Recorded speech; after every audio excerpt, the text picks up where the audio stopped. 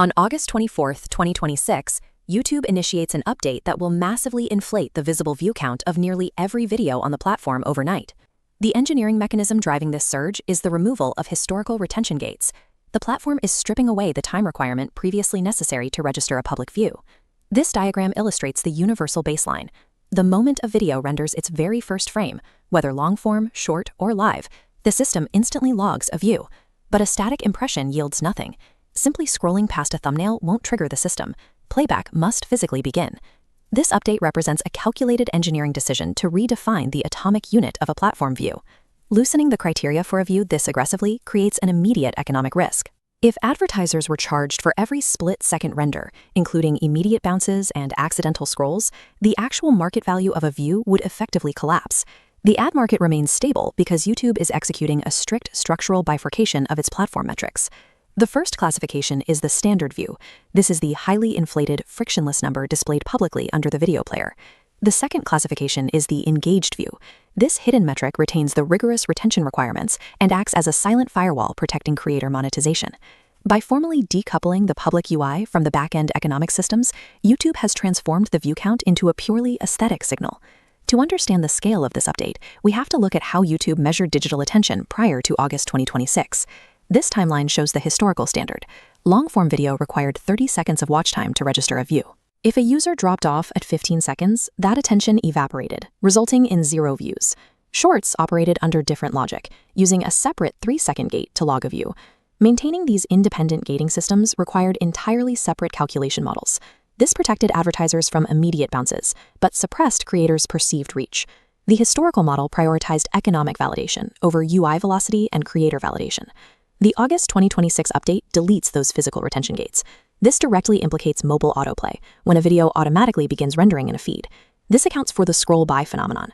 Navigating quickly down a feed causes a video to play for just a fraction of a second. Even if a viewer clicks a thumbnail and immediately hits the back button, the render requirement is satisfied. The public view is locked in. By dropping the trigger to the very first frame, YouTube imposes a single, standardized measurement rule across the entire platform.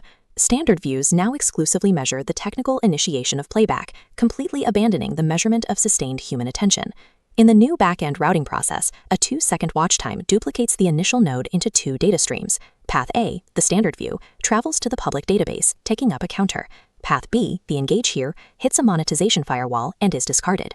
The system rejects Path B because a 2-second watch time lacks the sustained retention required by the economic system. Data regarding these engaged views is strictly corralled into the creator's advanced analytics dashboard, deliberately hidden from the public UI. YouTube is now running 2 entirely separate analytical ledgers simultaneously, a frictionless one for public perception and a gated one for economic reality. It is easy to assume that a massive increase in visible views will accelerate a creator's ability to monetize. The strict parameters of the YouTube Partner Program explicitly mandate valid public views and valid watch hours. The YPP algorithm is programmed to entirely ignore the inflated standard views. The internal algorithmic filter isolates the data, allowing only strictly validated engaged views and actual watch hours to count toward revenue. Despite the massive front-end UI inflation, the mathematical formula for earning ad revenue remains exactly as rigorous as it was before. The platform's economic integrity is preserved precisely because the newly inflated vanity metrics have 0 intersection with the back-end payout algorithms. The driver behind this architectural overhaul is macroeconomic competition. YouTube required UI arity with its rivals. This time series chart shows the 0 friction metric models at Meta, X, and now YouTube. All 3 platforms inject a view data point at the exact same millisecond trigger, demonstrating perfect alignment. By maintaining its historical 30-second and 3-second gates, YouTube created an optical illusion. To marketers, the platform appeared to have a slower velocity and lower reach than its competitors.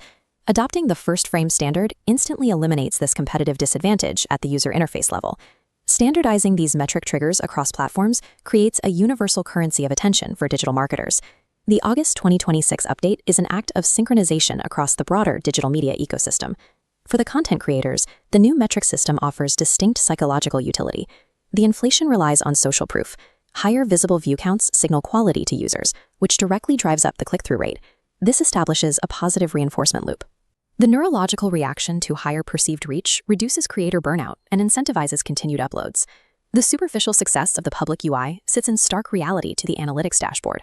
A creator will see 100,000 views publicly, while their private data proves only 10,000 actually stayed. The fundamental shift lies in the definition of a digital view. It is no longer a measure of time, but a measure of render. Final takeaway: a public platform view is no longer a measure of human attention. It is strictly a measure of technical initiation. True algorithmic and economic value remains sequestered within the private backend ledger.